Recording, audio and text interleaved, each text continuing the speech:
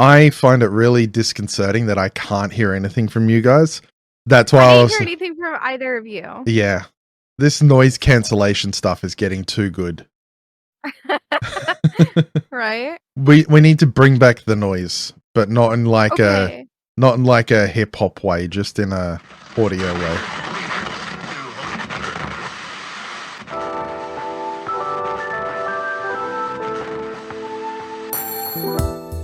I know for a fact mine worked because it showed up on OBS. So look, because I use OBS, like you can do an audio recording just on OBS. You can do so many things on OBS. Like in my static group for Final Fantasy, there's a person who like has a thing where it's not recording, it's like phantom recording, and then they press a button and it like gives you like a clip basically of whatever length you want.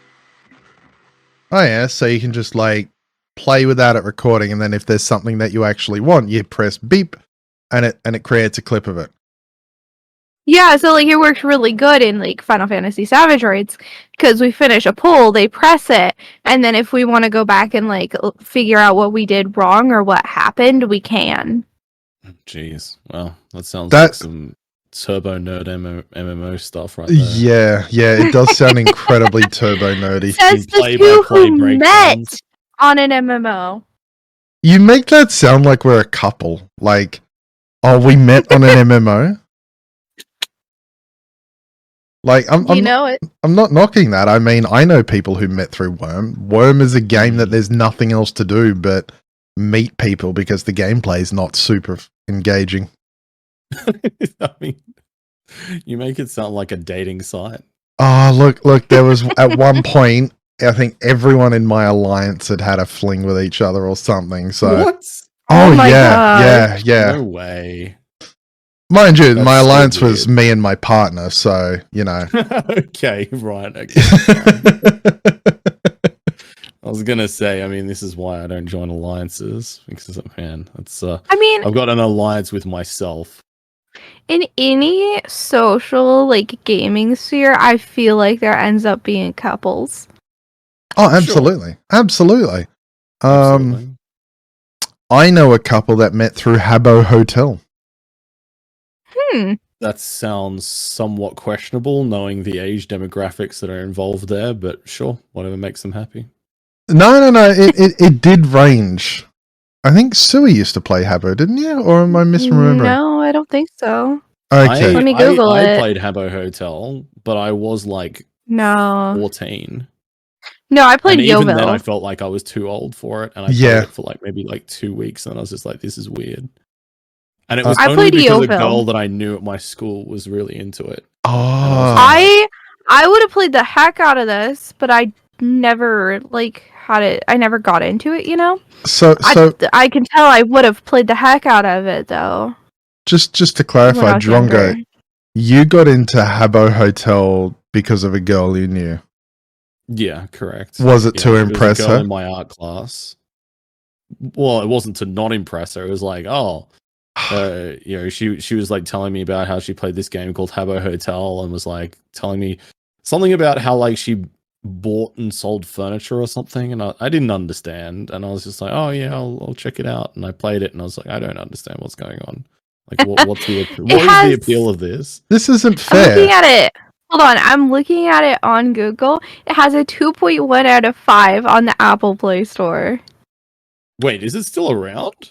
Yes, it is still around. Wow. If you click the first link when you look at it, it's a proper website. I mean, like, I don't have an account, but it says it has like a sign-in thing. It says join for free. Like, it's definitely still a thing. It looks like. I can't believe down Habbo Hotel decades ago. I can't believe. Okay. Webkins is still a thing too, though. I can't believe we live in a society that you don't know what Webkins is. That closed down Habbo Hotel. That closed down Club Penguin, but kept Habbo Hotel open. Jeez. Yeah. No. Do you not know what Webkins is? Webkins? Webkins. Yeah. Do you know what a webcam is, Drongo? Is this a furry thing? No, I bet it's like a Neopets clone. No, it's not. It's from like 2008, right? So like my childhood, like I was definitely the demographic. You bought these little stuffed animals, and then they had a little code on it, and then you put it into the game, and you could play with them. You could dress them up. You could feed them. You could there was I guess there was technically a social aspect, but it wasn't really booming. At least I never found it being booming. And there's all these little games you could play. It was very much like a kids sort of thing. So Neopets. So it was like a Tamagotchi, but you got a stuffed toy. Yes, but it was on the computer. Right. And it still exists. And it was like $25 per stuffed animal too. Oh, jeez. Something else that is still around, and that is the Halcyon Frequency podcast. This is episode number 74. Airing on the 18th of June. My name is Bloody Drongo, and I'll be your host today. And I am joined by the wonderful Suwey and the equally as wonderful Arch Plays Stuff. How are you today, Suwey? I am good. A little bit sleepy. I was supposed to be doing Final Fantasy Savage raids right before this, but we didn't have enough people, so we just did other stuff. I'm still tired though. Being in a group call with we had 5 other people in it is exhausting. It really is. It really is. I tried explaining this to someone. It's like, I get, a little bit exhausted easily in group calls and all of that. And they're like, but you're a streamer. And I'm like, yeah, but I've got a captive audience. It's just me talking to people. When it's all of this group area and you've got to listen and then wait and then talk, it gets exhausting. And then you're scared you're going to mess something up. Sorry. I am fantastic. My week has improved and changed so many things. And hopefully get to share some of the bigger news. But also my health news came back absolutely amazing, which is something that I had been dealing with, and I've been pretty open about it. For those of you who follow me anywhere, the potential diabetes diagnosis and what I was doing to try and counteract that, and it seems I was successful. The work I did has brought my blood sugar down to a normal level, and it's good. That's fantastic, man. Yeah, no, definite, huge changes, and definitely proud of it all. Absolutely, yeah. I mean, that's great news. I think it's one of those things, having been through that myself, relatively recently, having a chronic illness diagnosis hanging over your head, and processing that and kind of dealing with that and managing it, learning to manage it can be extremely taxing. So I think that's that's wonderful, dude. I can only imagine how good that must feel. Cloud 9, maybe even Cloud 10. And how are you today, Drongo? How's things been treating Dr. Ongo?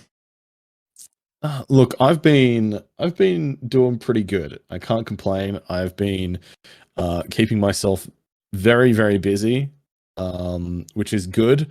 I'm feeling a little bit overwhelmed today with just the amount of stuff that I've got going on, and trying to herd cats in some respects. Meow. Especially in terms of my own organization. I feel like I'm a bit all over the place right now, and I'm somebody that kind of needs to have a pretty clear idea of what I'm doing and how I'm structuring my time. Otherwise, it just kind of ends up as a mental ball of string that is all tangled, and I don't know whether I'm coming or going or what is meant to happen when, and I just sit there and just oh my god, I don't understand what's going on. But I'm working my way through it, and I don't have anything really to complain about. So overall, I would say I'm doing good. No, that's very good. That's very good. I do want to apologize for those of you listening, or for our dear listeners sitting around the radio. We had actually planned to start earlier, but I kind of double booked something, and so while I double booked and we were trying to work out a new time for the podcast recording, I'm there in an interview going, yes, my time management skills are great. And not feeling an ounce of shame about it. So there we go. Hey, I mean, I was originally supposed to be on the podcast, and then I couldn't because I put my time in wrong for the availability. And, with this later time, I could make it. Yeah, so it all worked out in the end. Mm-hmm. I'm glad I could bring us all together. But I do miss doing podcasts with Jess. Jess was originally meant to be here, but because of the time change, she couldn't. And it's been a while since I've done recordings with pretty much anyone other than you two at this point. We're the afternoon shift, aren't we? Yeah. The night shift for me is usually Drongo, you, and FG and Kiri. And then the morning shift is Jess, Blind, and Belle. So, Drongo, I can't think of the last episode I did without you in it. Yeah. Well, I mean, to be fair, my availability is pretty broad because I don't have a real job. So I just kind of putter around, and I've been on a lot of episodes lately. I think the only person in the team that I can think of that I haven't been on an episode with is Belle. But I think at this stage I've been on an episode with just about everybody now within the last 2 months, I would say. We need to fix that for when we just do a Warhammer themed episode, because Belle is a huge Warhammer nut, and obviously Drongo, you and I are too. So I think there's a lot of potential opportunity for us to just have a 3-hour long podcast at that point. A Warhammer themed episode. Yeah, that'll have to be split into 2 parts simply because it just, all right, so we've covered the Horus Heresy. It would be a 2-part intro. Yeah. My mate is actually a mod for the 40k lore subreddit too. Oh dear God. So he and I wind up in such deep, rabbit holes of discussion about stuff and potential plots and theories. And it's honestly so much fun. I love talking the lore. I love talking the books and the possibilities. So, yeah. That's interesting because, a lot of the time you have really garbage takes about Warhammer as well, so... Hey, my garbage takes tend to be about everything else. My takes on Warhammer are pretty good. Yeah, Arch does have pretty bad takes overall, let's be real here. Wow. No, yeah. I'm kidding. Nah, you're lovely. I am not sitting here and taking judgment from a man who smears mayo on his face for content. At least one of us has taste, and he has not had a mayo facial. I mean, yeah, that's fair enough. That is fair enough. I do enjoy debating Warhammer lore and stuff like that because there is so much room for interpretation, and there's conflicting bits of lore and information and stuff like that. So it leaves a lot of room for debate, and it makes it really interesting. It does. I would personally really enjoy doing a Warhammer themed episode. I also don't think we've actually discussed. I like that. I'd enjoy doing a Warhammer themed episode with Belle. If you have to, Arch, it was implied. If you have to attend Arch, then I'd still enjoy doing an episode with Belle. I know Kiri's been getting progressively more into Warhammer lore as well, which has been really exciting, and I've really enjoyed seeing her interest and knowledge of that, universe expand. It's been very cool. Yep, 100%.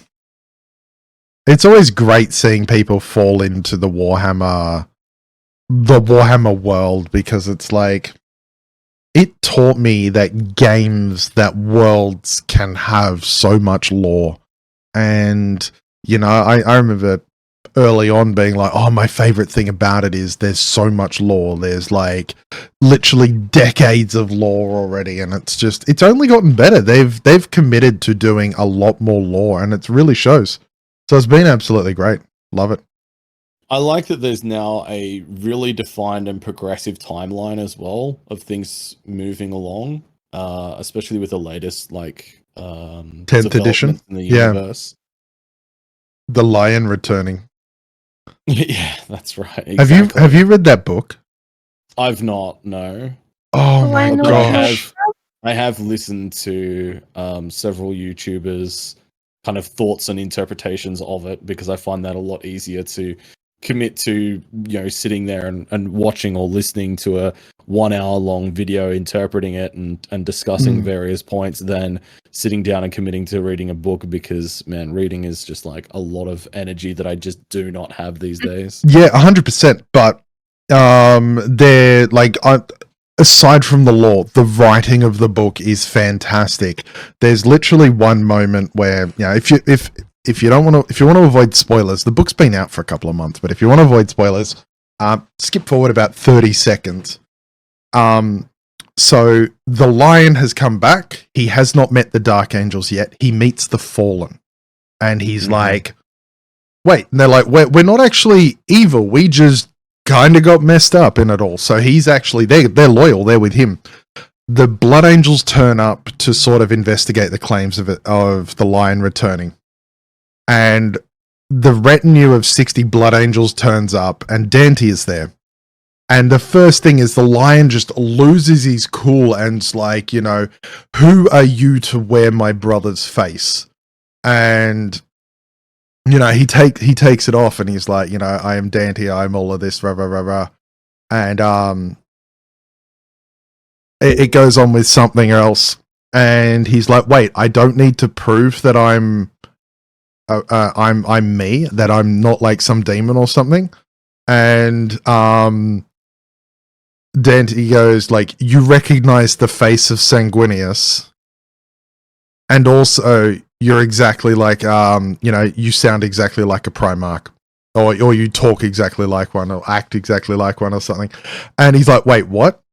And he's like, Robuti is still around too. And he's like, I'm not alone. And it's just like this great thing, because he thought he was alone. He did not know Robuti was still around. He thought that it was basically him. And just the way the writing goes. Little pronunciation, Robuti. Yeah. It's Robuti, isn't it? Robute? I don't know. I learned it from a book, I believe. Robute Gilliman. Rowboat Girly Man. Let's stick to the fan pronunciation. But yeah, I love it because it creates all of this emotion. It builds this character, and he is someone who is not who he was in the 30k universe. He is more about protecting. He is more calm, and he's sort of grown, and I love that. I love just what they've done with the books and the whole setting. Anyway, that's... Well, I was going to say, I mean, we somehow managed to already stray into turning this into a Warhammer-themed episode, but I promise you it's not. And what we're going to do is we're going to take a quick break, and when we come back, we will be talking about the various games that we have played this week. Stay tuned. My bad. No, you're totally fine, man.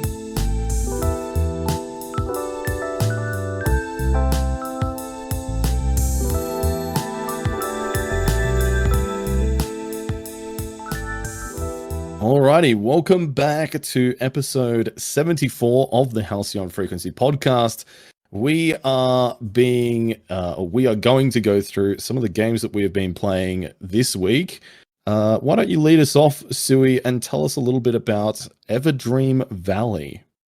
I feel like Arch is going to be better at talking about this game than me, but I just started playing it, so no spoilers, Arch. I've only gotten about 4 hours in, and I'm really enjoying it. It's a farming sim, and it has that like really being really busy with lots and lots of things to do all the time, which I really like. However, at least so far into the game as I am, you don't actually have like a city that you go to. And tasks and stuff are a lot. There's a lot of things dependent on sleep. So it's, yeah. I'm enjoying it so far. But it's a very different approach, I feel like. It is a very different approach. It's a farm life sim, basically. The general premise of you're a child that goes to this place for the summer, your grandparents' farm. Your grandparents are actually still alive in this one, which is a departure from the usual farming simulator as well. Nice. I actually haven't gotten as far as you, Suey. I kind of played it, and I'm bouncing off it. Partly because of a game I'll be talking about later, but it, like you said, it doesn't carry a lot of quests. It doesn't, like, it feels like a bunch of mechanics and things you can do without tying into anything larger at the moment for me. And to me, it just feels like fun mechanics, right? Yeah. I haven't gotten to too much story yet. Like, I still feel like I'm being tutorialized 4 hours in, which is really weird. Yeah, and that's kind of the feeling I got too, and I was like, this is strange. It's drip feeding me tutorial info when it should be well past it, you know? And so that's kind of where I was at it as well. But it is quite fun. The cows from it look almost exactly like the old school Harvest Moon cows, those really big round faces and the round circle bodies. It's like almost looking at it. I actually stopped and pulled it up on stream, and I'm like, I feel like there's argument for an IP infringement. They're almost identical. I mean, how many ways are there to draw a cow though? Look, yeah, there's more than one. I mean, that is true. Yeah. And also, that's okay. While the game gets you stuck in mechanics, you also don't get stuff explained to you enough. Like, it's constantly tutorializing you. Yet there's like these wolves that can come out at night, and they don't tell you, like, you know, where the boundaries of your farm is, but you have to stay within the boundaries of your farm at night or the wolves will get you. So there's the perfect analogy for this.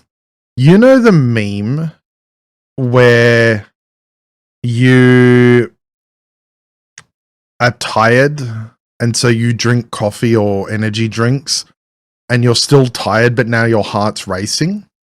Okay. That's what the game feels like. It keeps throwing things at you, but then it's also very slow and you've not really gotten anywhere, but you're getting more things thrown at you. And it's this weird mixture of, you know, wow, what a week. And it's like, it's Wednesday. And right. Okay. The pacing of it is off. It's a wonderful game. It's got beautiful visuals. It's got fun mechanics. And the devs are absolutely great. Like, to chop wood, there's a mini game where you have to move the slider over the marker and basically mimic the soaring action, right? Okay. And feedback was that wasn't very accessibility friendly. You know, people with accessibility issues were like, this sucks, I can't do that. So the next update, they added the ability to skip the entire minigame. And, you know, you skip the minigame and then you just get, you know, fewer resources. Is it early access? I think it is. Is it? Because it definitely feels like it. It feels like they've got the mechanics and they're like, yeah, we'll have the story soon. Let me see if I agree. It's not. It's not. It's actually out. Well, good on them for a full launch. I mean, I can absolutely get that. But yeah, it was just kind of a little bit jarring for me in that aspect, and that's kind of why I bounced off it. So, fun game if you like just learning and not actually having to go anywhere with it. But if you're looking to progress and you're looking to work out what on earth is going on, it's not actually that helpful. Yeah, right. Okay, well, that's good to know. why don't we lead on now with some of the MMOs that you've been playing, Arch? Yeah. I know you've been a very busy boy in that space. I have been. I've got 2 MMOs I'm playing at the moment, which some would argue is too many. Yeah. Basically, I've still got the Albion bug. I actually joined a ZVZ guild, so Zerg versus Zerg. Basically a guild that doesn't really look at the small scale PvP, not like 5v5 or 2v2 stuff, but actually territory battles and large group actions, so 20 to 80 people running around. And that is an entirely different experience. I've got to be honest with you. I can completely understand the rush of Worm PvP now, you know, from playing that, because it is that fun of having a group work together and just absolutely seeing the results, or, you know, the fights and how it all goes. Never liked 1v1 PvP. Still don't in Albion. But, yeah, it's been a lot of fun, and I'm just continuing to enjoy it. The new guild season opens up in, I think it's this weekend, so I'm actually going to learn more about, like, the territory versus territory stuff, too. So I've got some energy drinks stacked, and I'm going to be having some fun on Saturday night gaming with a group of people again. Like, it's like I'm 16 again.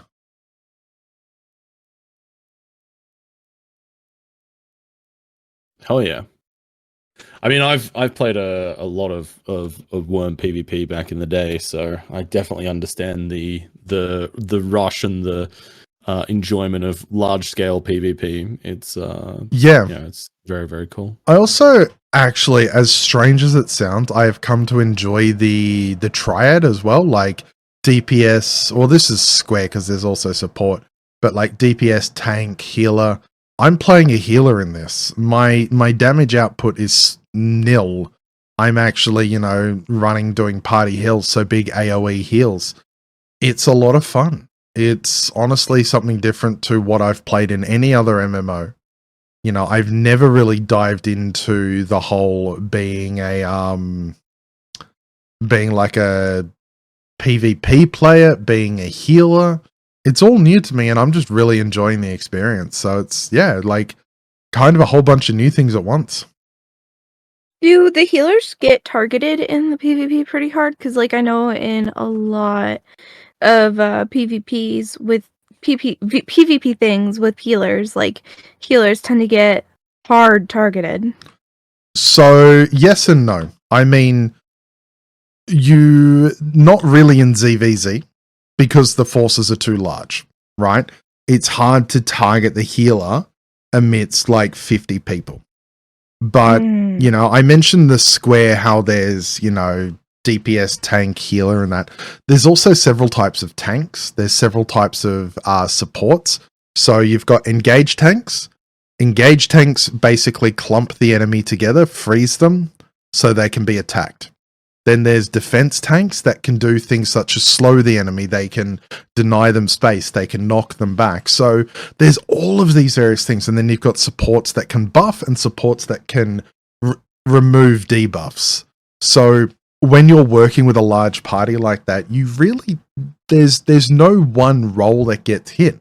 Generally, the idea is the engaged tank grabs their front line. You pummel their front line with every single attack you have, and then move forward and wipe out the back lines. When you get into the more of the smaller scale 5v5 and stuff, when there is you can see the healer, you can target the healer, absolutely. You'll go for the tank and try and occupy the healer at the same time. When the tank goes down, you go for the healer, so on. So it's very different tactics. So I've not been directly targeted. I've just been accidentally caught in an absolute melt pot, like, you know, literally standing there 1 second, next second pulled into a group and just deleted. But yeah, that's been Albion. It's been a lot of fun. It's consumed a lot of time, and the only downside of it is I enjoy gathering in games, And Albion has a really good gathering mechanic, like where everything you gather, you refine, you craft, and all of that. But the problem is there is 0 safe zones for tier 6 and upwards. So the end game stuff, the stuff that's actually worth money, you can't do it chill. You always have to be aware of your surroundings. You always have to be on the lookout. And to me, that detracts a bit from the experience, because I can't just do it while watching something. I can't just have a chill time. It has to be focused time. And that kind of also drains me a lot. And so that side of it has had me feeling a little bit like, I can see why people log in and go, is there any PvP happening? And you get told no and they log out. Because if you're going to be engaged, if you're going to be paying all this attention and being hyper aware of your surroundings, may as well be doing something that's actually, more engaging than gathering. Mm-hmm. How about you, Suwey? Like, I know you've been talking about your Final Fantasy Savage raids. What are they? So it's PvE content. It's not PvP, but it's the hardcore endgame content that you can do in Final Fantasy. They're like these, I don't know, I think they're 10-minute fights roughly usually. Maybe a little longer, I don't fully know. And you're just fighting a boss, and there's usually, they go in tiers of 4 fights. So my group is about to clear the first fight of that. It came out 3 weeks ago, I think now, which is super fun. And actually, in terms of PvP, the other night I tried out, what was it called? Hold on here. Omega Strikers. Omega Strikers? Yeah, it's it's very much it's air hockey kinda, in a way. And it's very anime. Air hockey, and you called it PvP. Yeah, because it's 3v3. See, to me that just strikes me as competitive.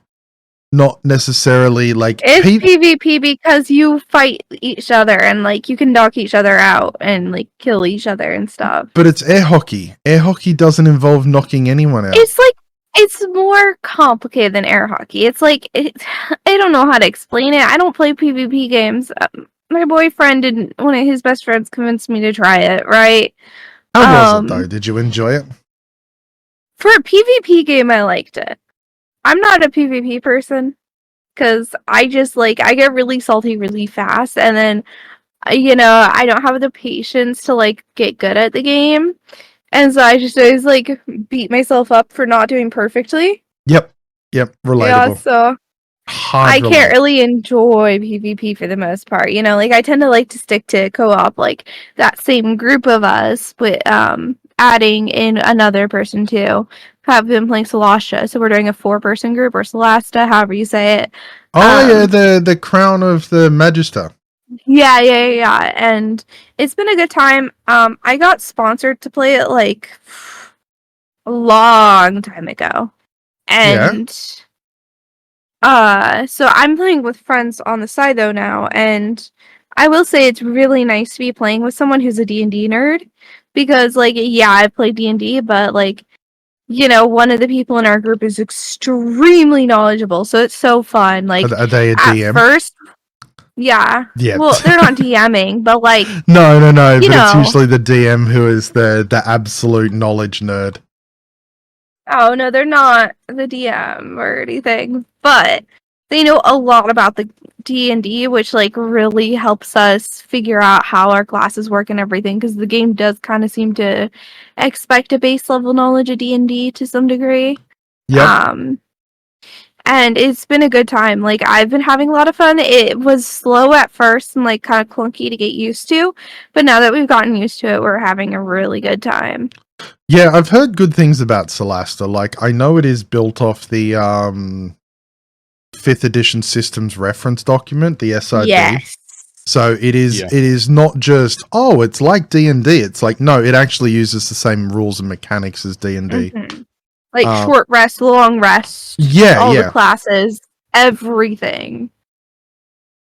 It does a really fantastic job of emulating the experience, I think. I mean, I've talked about Solasta quite a bit previously, but I think it's best in class in terms of actually replicating the 5th edition experience, especially when it comes to combat. Oh, that's cool. I think there's some elements that are left to be desired in terms of the actual questing and dialogue, but overall, from a combat mechanics perspective, it is really, really good.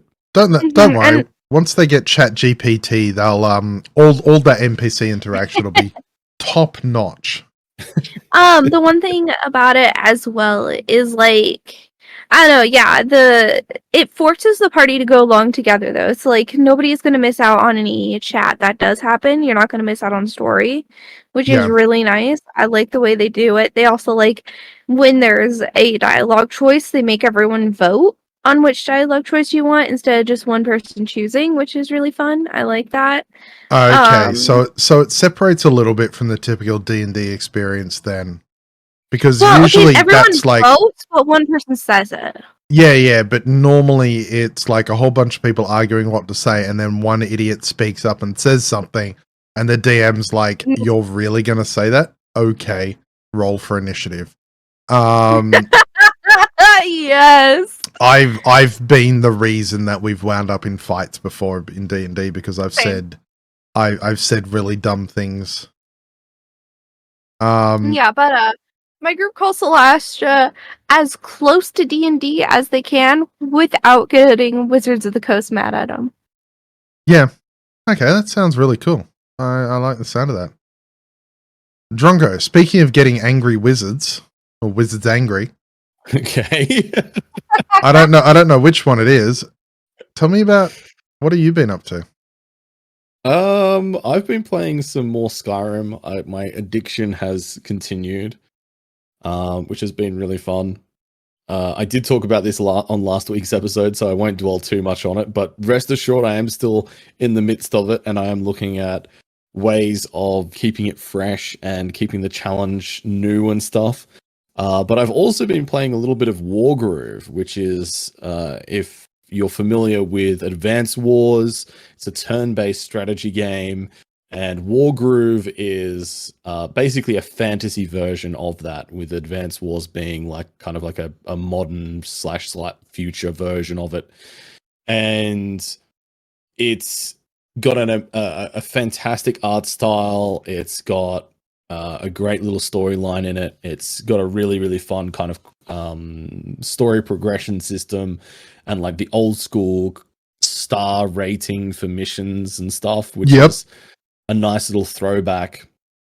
And part of the reason why I've been playing that, and I've been kind of a little bit excited for that, is that they do have a demo for Wargroove number 2 coming up soon, which I got an email about earlier today. So I'm very excited for that, and I'm very much looking forward to checking that out very soon on stream. And yeah, Wargroove, it's a lot of fun. Definitely, if you're somebody who really enjoyed Advance Wars and maybe you don't have a Switch to be able to play it on Switch through the Nintendo store or whatever, I think Wargroove is definitely worth checking out. And I mean, even if you do have it, I still think it's worth checking out. That's awesome. I think I'm going to have to check this out because it looks like a lot of fun. It really does just look like I've just pulled it up. It looks great. I think I've seen Etel play a little bit of this. It looks familiar, but I love the visual style. It is very tight. It's very, very close to that. And it looks like Fire Emblem, like old school Fire Emblem as well. Yes. It has a similar sort of aesthetic to it. Yeah, except Fire Emblem, every class is like a hero class, yet this seems to be it does seem to be a little bit more what's that word? Units. This is multiplayer player. This is online co-op. I mean, the way it generally works is very similar to Advance Wars, where you will have a general for your army, and your general will have special powers and maybe have like a power up or a special like passive bonus for your units that will make them, more specialized in certain types of combat, such as like ranged units or, spearmen or swordsmen or something like that, or be able to heal people or give extra movement or extra turns to your units, that kind of thing. Yeah, okay. And it's very similar in that sort of aspect. And I think that is something, by the looks of things, they're going to be continuing on for number 2 as well. And I think it's just a really, really fun system. Like it gives replayability, it gives you multiplayer and co-op options. It's just a lot of fun. Just it looks like fun. I think I'm gonna have to check out the demo when it comes out. I assume it's coming out for like Next Fest or something. Correct. Yes. Yeah. The demo will be coming out for Next Fest. Awesome. I think I'll have to check that out. Yeah, I've been like keeping an eye out for turn-based co-op games because Suwey, my boyfriend, and some of his friends, that's like the only intersection we have in what we like. And so I'm like keeping an eye out now to try and find stuff that the 4 of us can play together.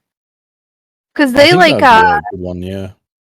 Yeah, they like War Thunder and shooter games and that sort of stuff, like proper war and PvP and stuff, and I'm here like, no thanks. Proper war, innit?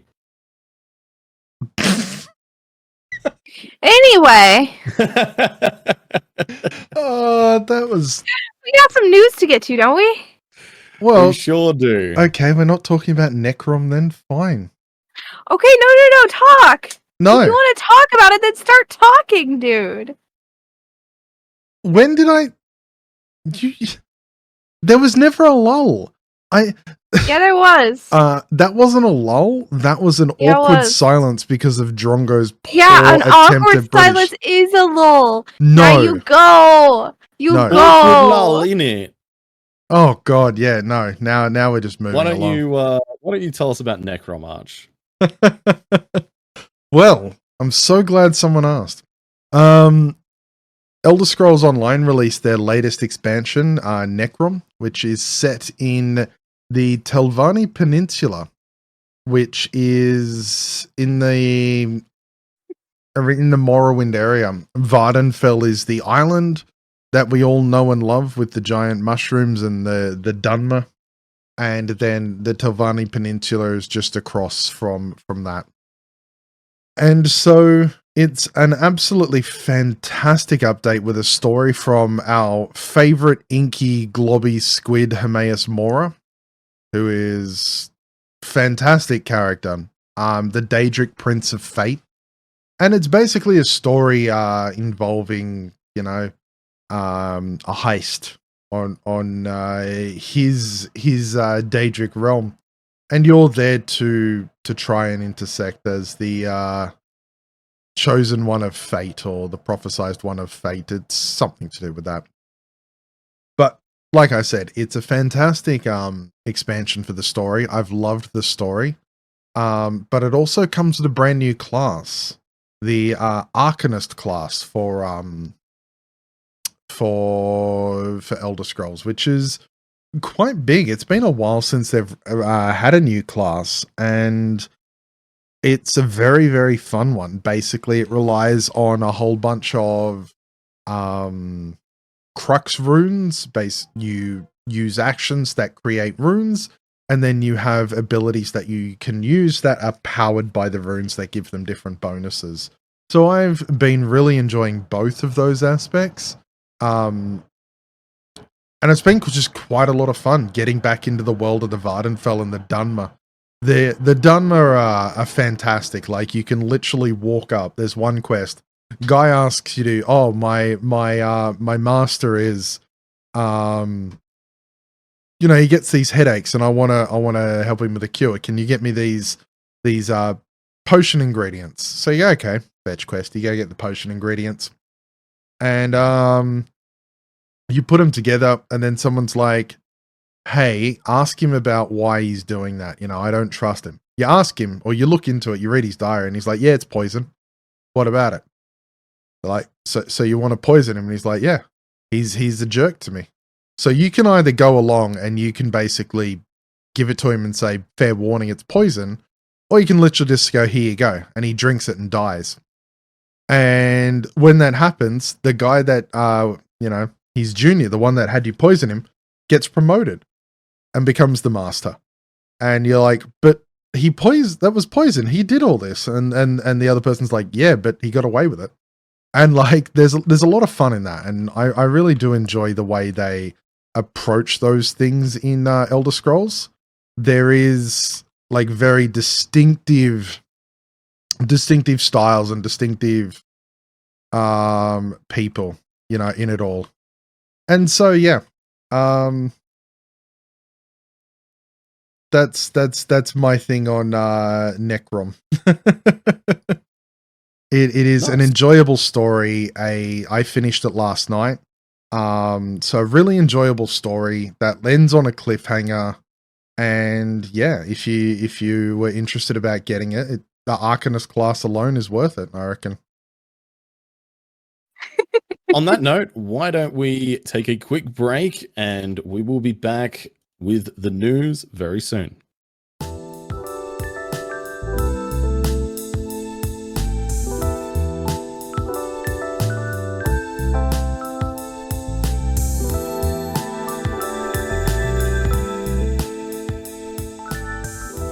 All right, welcome back to the Halcyon Frequency podcast. We are now on to the news, and to start us off this afternoon, we have some big news from Twitch.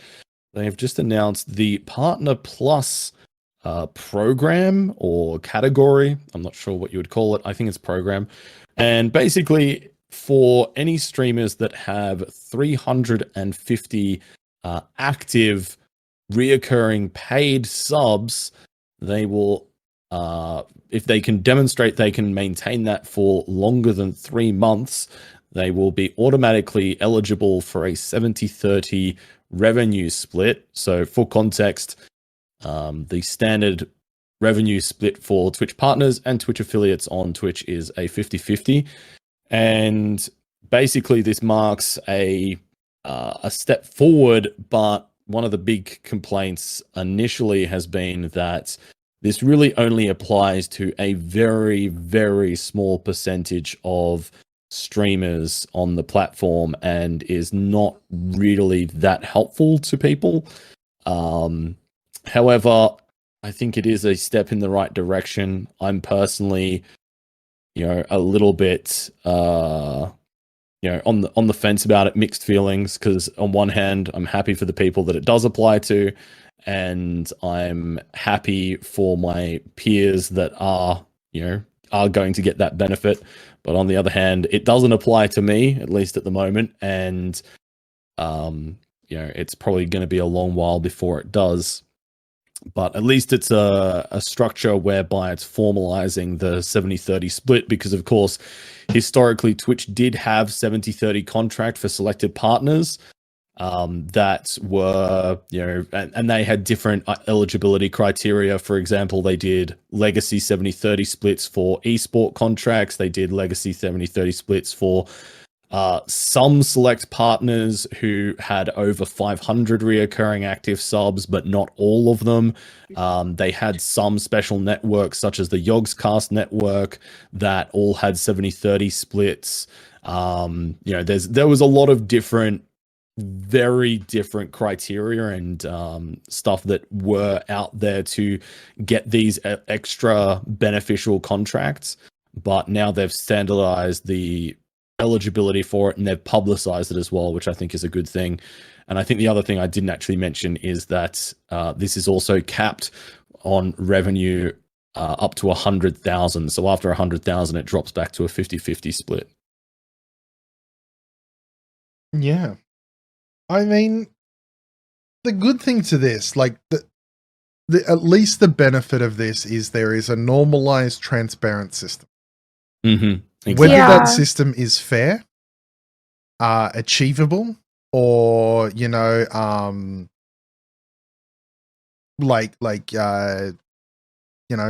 that is actually reasonable, is to be discussed and probably to be ironed out. But at least it's transparent. At least it's available to everyone. Yeah, exactly. I do wonder though, like, if those numbers are pretty close to what they were already, because we all know that there were like super secret big partner contracts where they got like splits like 70-30 before. So like, was it similar in size to that at that point, or was like, how did they choose who got that in the past? Like, I'm curious how that compares. The most common legacy 70-30 split contracts were if you had 500 reoccurring paid subs. Okay. So it is a significant reduction in that number to gain access to a 70-30 split. That's nice. I don't really like it being capped, but the cap is weird. Like, I don't understand that cap. Me either. If that makes sense. But everything else, I don't know. I kind of get it. I kind of think that it's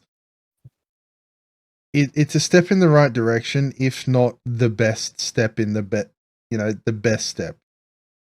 Yeah, I guess. I think it is worth noting that this is the very first iteration of this program, so I'm hoping that they will iterate on it and improve it.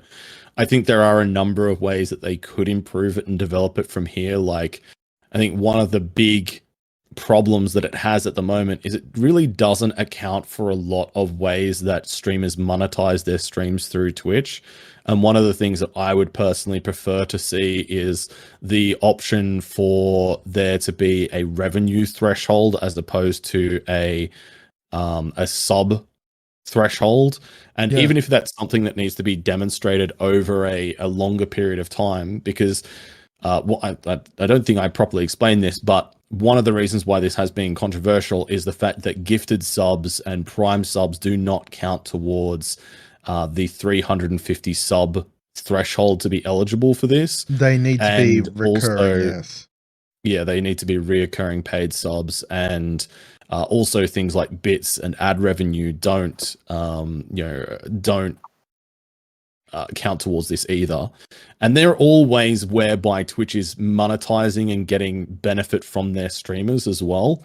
And I think if there was like a hard cap on revenue, it would be a way where Twitch can reward their top performing and top monetized streamers across a wider variety of different content types. Like, for example, there's some streamers out there that may not have very many subs, but they do a lot of live hours and they earn a lot of ad revenue. Yep. There might be some streamers that have really inventive alerts for bit cheers and have a high amount of effort and integration put into that, which means they get a lot of bit revenue. There's a lot of people out there that have really engaged and really supportive communities that have high amounts of gift subs, all of which Twitch is benefiting from. And if there was an amount put on that and a revenue threshold where a Twitch streamer, if they're using the tools that Twitch is giving them to monetize their stream, it motivates them and allows them to kind of focus on what they do best to make themselves more money and Twitch more money. Like, it's a literal win-win from that perspective. That's it, because it's the exact same thing with gift subs versus that. When it comes to gift subs, when it comes to subs, you have to appeal to enough individual people. When it comes to gift subs, you can, it just takes a few, generous few to sort of get there, if that makes sense, I've got some absolutely wonderful members of my community who go above and beyond. And, they alone almost provide the biggest chunk of my my revenue. But to think of it from the perspective of just, I actually have to get 350 people, you can't really do anything that is like a goal. You can't do a goal of, if we get 500 subs, we're going to do this, because you're not going to get 500 people gift subs. You're going to get, 100 or 200 people go, yeah, I'll chuck a couple of subs towards this. So it actually also, this is something that's just come across my brain as we've been talking. It actually also kind of is counterproductive in terms of helping streamers incentivize subs. Yeah, it's a double-edged sword, because basically you're taking people that are consuming the content, who are most likely to receive a gifted sub, and removing the incentive for them to sub themselves, whilst at the same time saying to streamers, hey, you want to make money, get your community to gift subs. It's good for you, good for Twitch. But at the same time saying, well, if you're getting gifted subs, then you're removing your opportunity to be eligible for a higher revenue split later on down the track. Like it's a very different conflicting message. Whereas if it was revenue based as opposed to sub type based, then that would no longer be an issue, and you can let those streamers incentivize their communities in whatever way they choose to. You know what I've just realized? This is the same kind of ambiguity and like extra little clauses as becoming a partner. You've got to have 75 CCV, but they can't be from raids, and they've got to be from this, and it's got to be ongoing for several months. But if it drops below, then it doesn't count. Once again, it's basically the entire stress of pushing for partner again. Yeah. I hadn't thought about it that way. Yeah, no, it wasn't until you were saying it. It's just like, oh my gosh, once again, because it's not going to be black and white. Twitch is not going to say, yep, 350, you're in. They're going to say, actually, you dropped below the 350 at one point. We want to see that, stay up. It's 100%. I think Twitch is going to have to introduce a proper tracking tool in the dashboard for this, because already a lot of the feedback I get from partners is like, okay, I'm confused about how I can, tell how many active subs I have, and it's not really clear exactly how many Twitch is qualifying right now. And I think they're going to need to have some kind of equivalent almost to the Twitch partner tracking tool, where it tracks your partner CCV average into the dashboard to see, for you to be able to track your eligibility for Partner Plus. But you're right, it is going to be a similar push. I know for me as a full-time content creator, like I absolutely want to try and get Partner Plus. Like if my average sub count didn't change, and I got some of my gifted subs to become full paid subs themselves without actually increasing my sub numbers, it would be worth an extra $1,000 a month to me. Like that is huge. Yeah. Like $1,000 a month would be the difference between me kind of like struggling along, barely meeting my budgeting, to then being in a place where I'm able to actually, save money and have a little bit of discretionary spending again. Like it would be massive. Yeah, and that's kind of the thing. The more we talk about this, the more I realize that once again, it's a situation that hopefully, like, I hope I'm wrong, but hopefully becomes something that is incredibly transparent. Because while it is transparent, we all know from previous times in the past, it's, just because you know the numbers for hitting partner does not mean you'll be accepted when you hit them. Correct, and I wonder if Partner Plus is an automatic thing, or it's accepted on a case-by-case basis. Well, okay, so that is actually fully clarified. So Partner Plus, as long as you meet the criteria of having 350 paid concurrent subs, you will automatically be qualified and notified at the end of the 3-month period whereby you have managed to maintain that number. It is automatic. It's not up to a discretionary assessment. No, but the problem within this is that on the partner side at the moment, there is not a clear indication in the data to absolutely say, yes, I am currently meeting the criteria, and be able to accurately track that. Yeah, I saw someone released a third-party tool for it, and I'm just like, why is this announced? And there is a third-party tool to help you get an understanding. Like, I sincerely hope. I know this has been in the works longer than the Twitch debacle last week. Jeez, that they're in the news every week. Yeah. I know this has been going on longer, but I sincerely hope that there is also an internal push to help with metrics. We've gotten metric tools that are like things like what games you could stream or what times you should be streaming, which are honestly the most useless tools. I get told, like, oh, you've got 50 CCV. If you play this game that's got 10,000 people that are watching, you would be second in the list.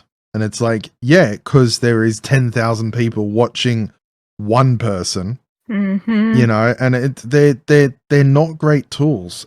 Yet breaking down what we make and where it comes from is such an important tool in terms of working out what's working. Like when I went through a period where I was doing every 20 subs, we got a new emote. And I honestly wish I had more emote slots because that was incredibly successful, both in terms of community excitement, and also driving sub incentives. But again, most of that was from gifts. And so I think that the desire to do well, like you and I had this talk earlier about whether or not it was Twitch trying to win favor or, backpedaling because of negativity, but you were absolutely right in the fact that they've already like gotten past all of that. They moved on to the next drama and they didn't have to do this. But I just sincerely hope that there are improvements to help streamers really capitalize on what they do best as opposed to just getting individual people to sub to them. Because that's almost like, no, don't gift subs because that can lose opportunities because gift subs go to the people who are watching.